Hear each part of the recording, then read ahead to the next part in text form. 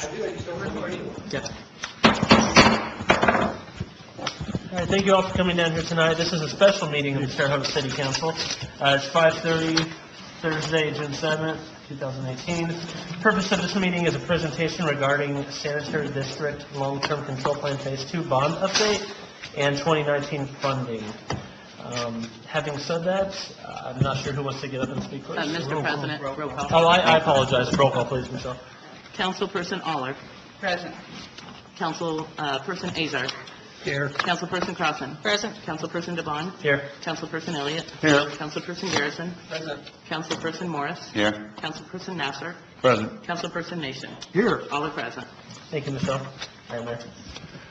Mr. President, members of the council, Mayor Duke Bennett, we had asked for this special call meeting to be able to share some information with you. On the agenda for next week, you will find resolution number 9 regarding a temporary loan, excuse me. That should be resolution 7, I believe, Mayor. 7.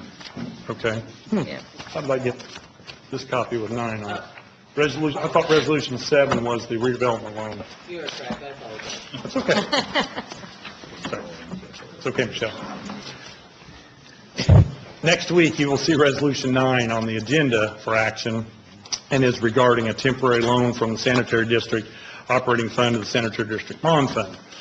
And I'm not going to go into a lot of details at that time. I'm going to let Paige and Dennis do that. We've got Paige Sandstone from Umbaugh and Associates and Dennis Otten from Bose McKinney, our outside counsel for wastewater sanitary district, to give more specifics on this. But just the background, the quick background is we've got to change the way we account for moving money from wastewater operating fund to the bond fund to cover the tax cap losses primarily.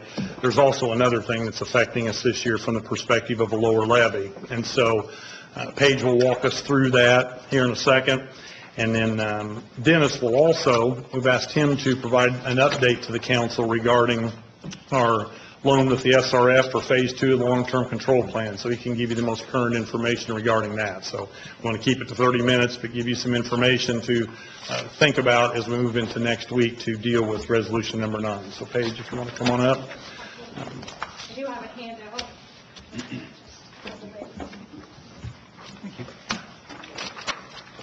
guess I could try to pass it around here.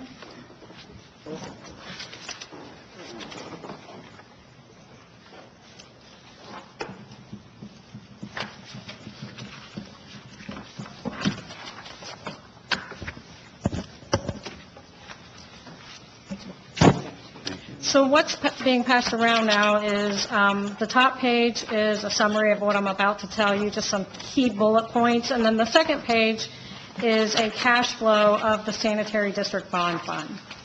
So first off, just to let you know that this temporary loan process is very common. It's how most communities deal with temporary shortages in cash, really caused by timing. You get your main revenue source for these bond payments only 2 times a year, in June and December. So it helps out with the timing of the cash flows. In addition, you are losing about 28% of your property tax due to credits.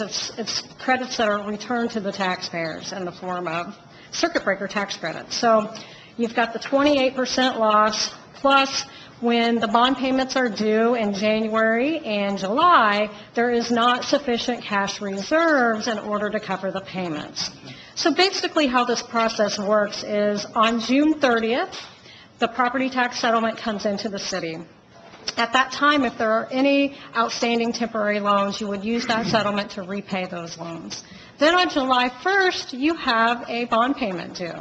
So the way this should work is that on July 1st, you will make a temporary transfer from the wastewater revenues into the Sanitary District Bond Fund to make that debt payment. So this is the resolution that you have in front of you. To do that transfer, it needs to be in the form of a resolution, temporary loan resolution. So then we go through the rest of the year. On December 30th, you get your second property tax settlement, and you would repay any outstanding loans if you can at that time. If you cannot repay the loans because of insufficient reserves, you can, as a council, extend the emergency loan, I'm sorry, not emergency, you will extend the temporary loan by another 6 months, and that is provided in a statute, and actually the resolution does indicate that. If you cannot repay it by the end of the year, you can extend that by 6 months and repay it by June 30th of the following year. So again, the whole reason why this is needed is shortage of cash when you need to make the bond payments, and also it is a way to bridge the funding gap between tax settlement times. Now, there's two key strategies that we're using in order to maximize your property tax dollars. And we did discuss this with the DLGF. So what we want to first do is treat all the support that's needed from the wastewater revenues as a temporary loan. And we want to do that in an official capacity, and that is through approval by the council through the resolution. And why do we want to do that? We want to do that because DLGF will not recognize this transfer as a temporary loan unless the council takes formal action. And we want them to recognize the transfer. We want them to know that we are going to repay those monies, because if we do not do that, they can reduce the property tax levy. And that's actually kind of what happened.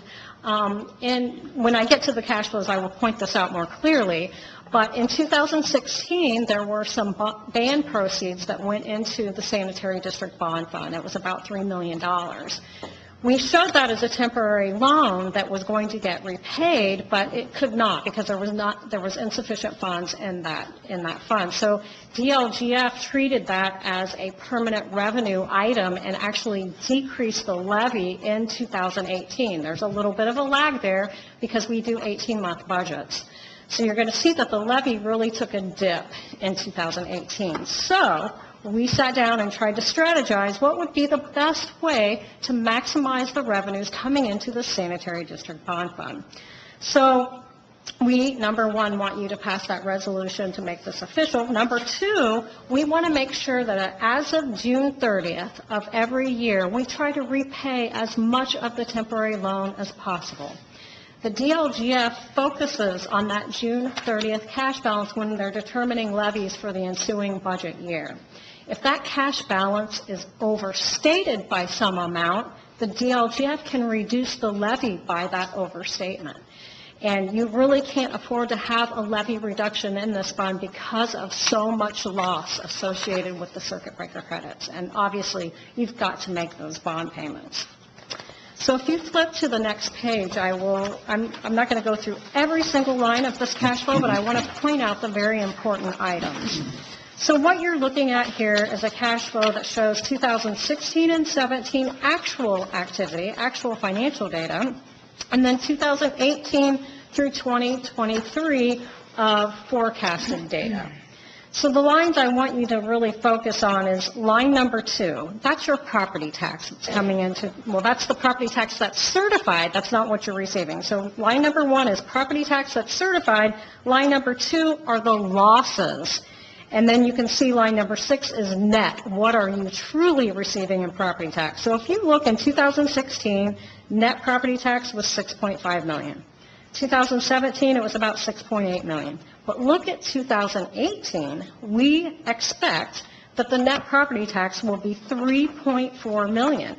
Yet, your debt payment, if you look on line 19, is $7.6 million. So this was a case, again, where we had $3 million coming into this fund in 2016. It was not able to get repaid. It looked like a permanent revenue source coming into the fund, so DLGF had no other choice than to reduce the levy, unfortunately. But we have a plan still going forward of how we're going to cover those bond payments.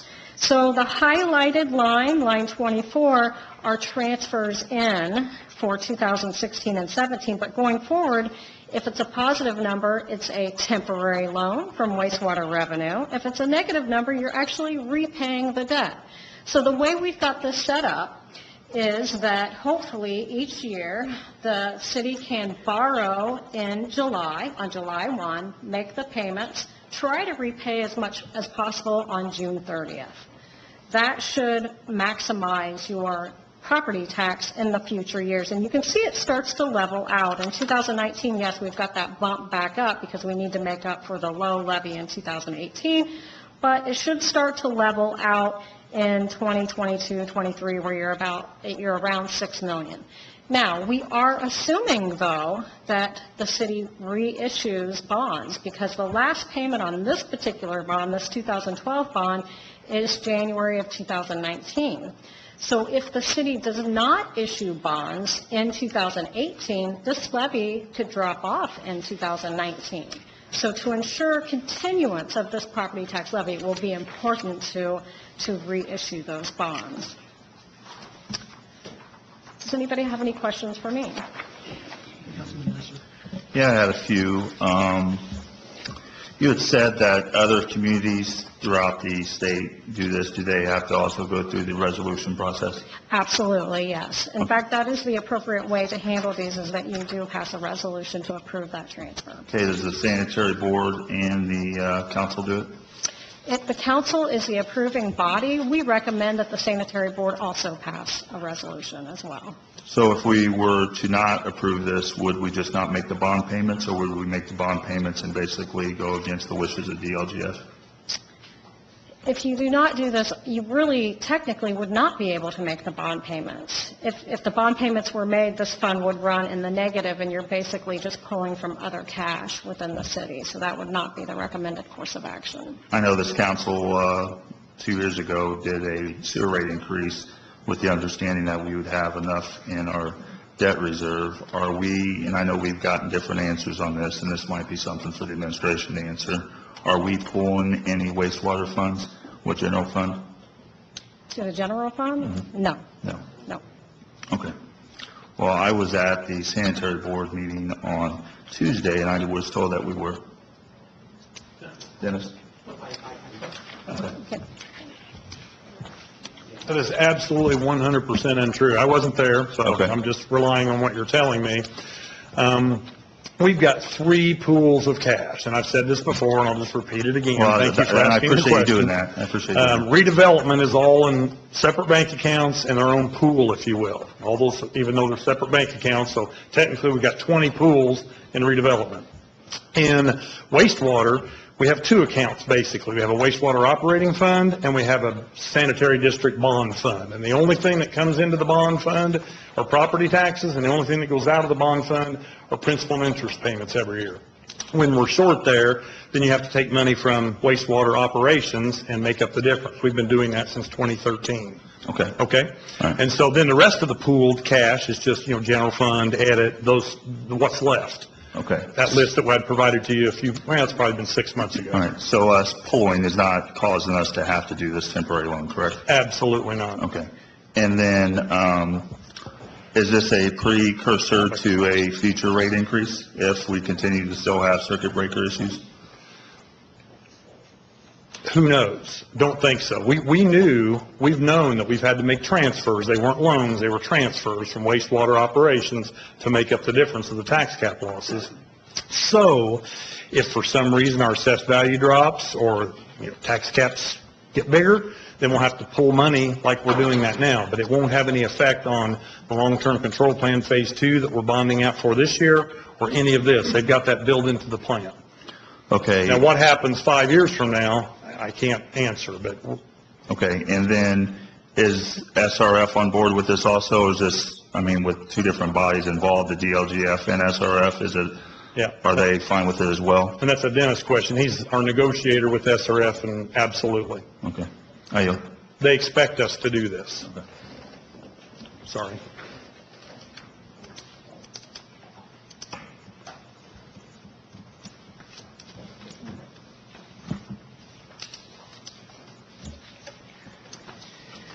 Good evening, council members. Thanks for your time. Just for the record, Dennis Auden, bond counsel to the sanitary district. I wanted to provide you with a brief update of where we're at with negotiations and discussions with the SRF program as part of the Phase 2 funding of the long-term control plan. And as the mayor mentioned, the SRF program is aware of this action that's going before the council on the Center Fund loan transfer, and they recognize that that's part of the overall plan of finance. We've been meeting with them starting in early January and actually continuing discussions that we've had about this finance plan. We've not issued the first series of planning design bonds because some additional time was allowed from funding that was under the 2012 bond that the SRF program is allowed to be used to cover some of the cost and expense. But they're aware that the plan is to do a planning design bond of roughly $5 million payable from wastewater revenues, and then to come back around September, October timeframe to get the council's approval to move forward on the construction bond financing. And that'd be payable from the property tax levy, a GO issue, just like the 2012 issue that's going to roll off here at the end of the year. And so the tax rate would basically remain in effect to cover those bonds and would be able to accomplish the financing without a rate increase. Councilwoman Muller? I'm going to go back just a little bit here on Resolution 9. Is there a certain time of year that we need to have this resolution passed by the council in order for it to go into effect and be able to recap our monies from? You would want to do it in the first 6 months of each year. Your payment is July 1 for those bonds, so you'd want to have the resolution adopted before then. And then, I'm not sure Paige may have touched upon this, but we would actually probably come back this year to seek an extension of this loan. If it can't be repaid in full by the end of the year, there's provisions under the statute in which you can do an extension of the loan to the following June 30th. And kind of our plan on that is when we come back to the council with the ordinance or the resolution for the construction bond issue, we'd expect to have a companion resolution to extend the term of this loan. So it would be important for us to pass this at our next council meeting. If we don't, then there's a chance that we could lose out for our monies for next year. That's right, yeah. I yield. Councilman Nestor? You had discussed earlier, Paige did, about the bonds in 2019. If we were to renew those bonds, would we have I know our bond rating has been lowered, will we have an issue with the fact that we're doing interloan transfers? Would that affect our bond rating? No, I don't think it would, Councilman. The bonds that are going to be issued really don't touch upon, there's not a rating for the bonds that go before the SRF program. They have their own financial analysts that do their own credit review of the bond issue, and they've seen the cash flows. In fact, their financial advisors have been on the phone calls with us when we've been meeting with them to go through the plan of finance. So wouldn't expect it to have any impact on bond ratings. Councilman Garrison? Yeah, hi, Dennis. You hear me okay? Yep. But it sounds like we may be anticipating that we'll be short at the end of the year for repayment. Is that an estimate? Do you have an estimate on how much we'll be short? Paige, you might be able to. Yes, I do. Yeah. Hang on. Sure.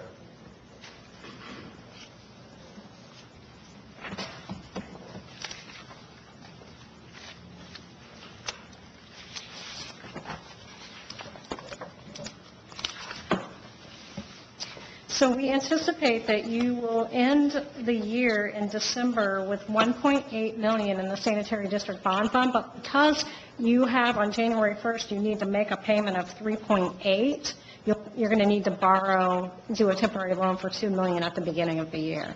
So at that point, you may not wish to repay any part of that loan because you're just going to have to turn around and borrow some additional dollars at the beginning of the year from your wastewater revenue. Okay, thanks. Follow-up question, I don't know if this is for you, Paige, but most of the people I talk to about this, when they see something in the news, they want to know rates.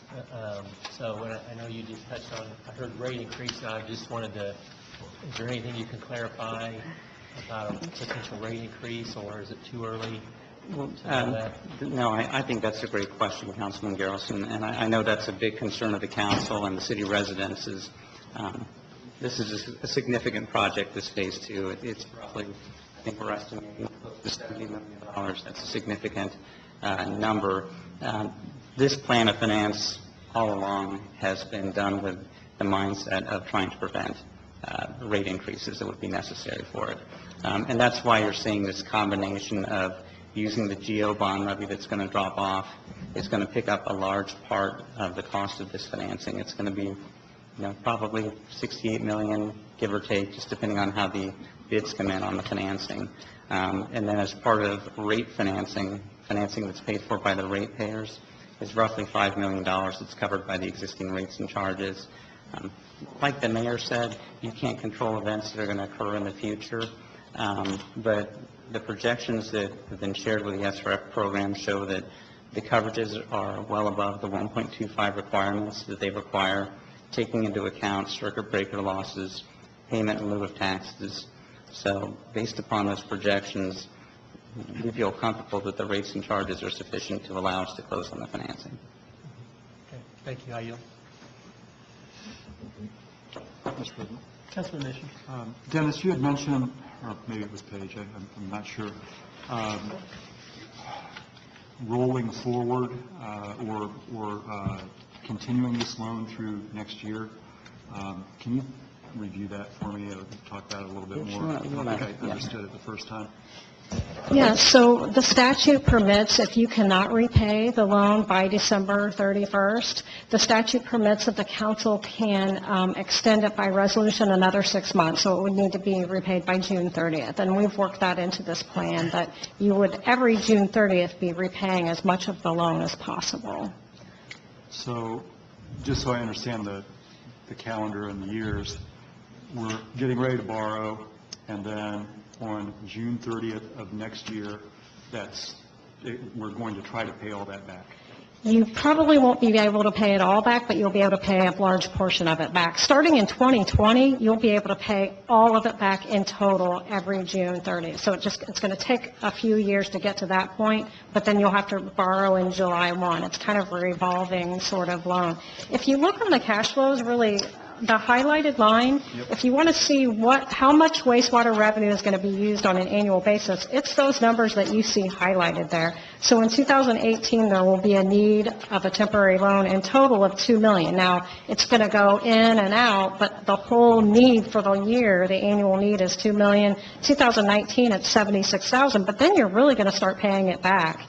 In 2020, you're going to be able to pay $1.1 million back. So on June 30th of 2020, it's anticipated that it'll go to zero. But then July 1, you'll borrow again.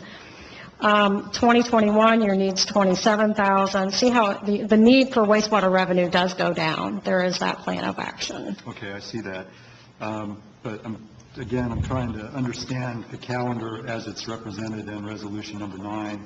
And you're telling us that it is built into this resolution that we'll pay back what we can at the end of June of next year, and then we'll immediately turn around July 1st and borrow, $76,000? Yeah, well, on that date, you'll actually borrow something larger. What you're seeing on that highlighted line item is the net effect through the whole year. Okay. So, right, so it's a line yeah, it's a higher net. up. Right. And what is that amount? Okay, I can tell you.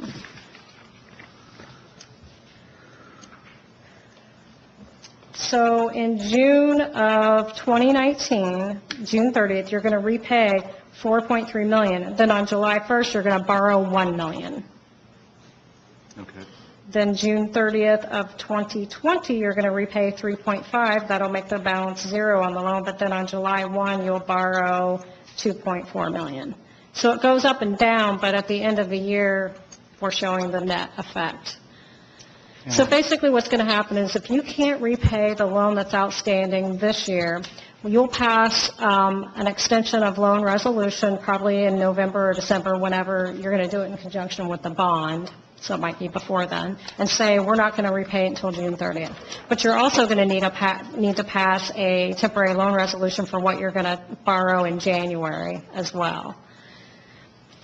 So it's going to be a revolving thing. This is something that's not uncommon again, but it's due to cash flow need is really what it comes down to. And building the automatic borrowing on July 1st of 2019 into this ordinance, what's the thought behind that, rather than just, let me preface this. I feel like the council is often playing catch-up on getting the information that we need to make these kinds of decisions.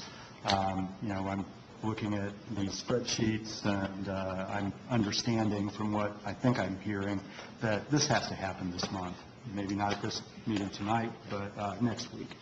And I'm wondering why we would go ahead and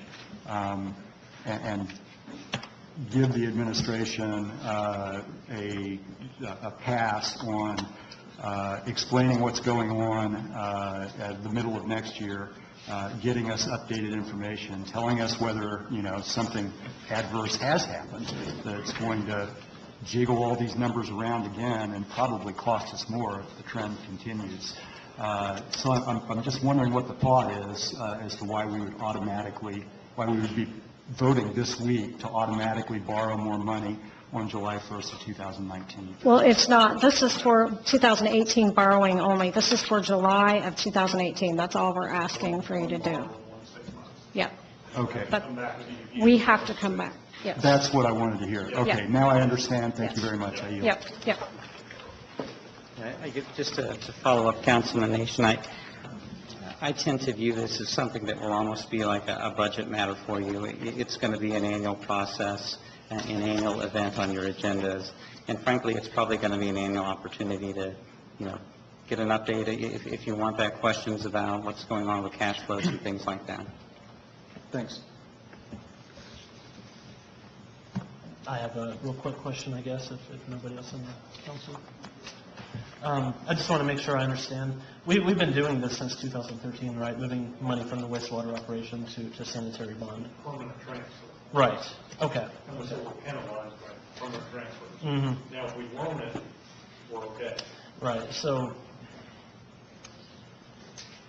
by doing this, we're able to, I guess for lack of better words, recapture that property tax revenue that we otherwise would not have access to. That's correct, because if DLGF sees a permanent transfer of revenue coming into that fund, they automatically think, oh, well, you don't need that much revenue on property tax. But in reality, you do. You would have repaid those transfers had you been able to. So yes, this is a method to really maximize those property tax dollars that should be going into the fund anyway. Okay. Yeah. All right. I yield.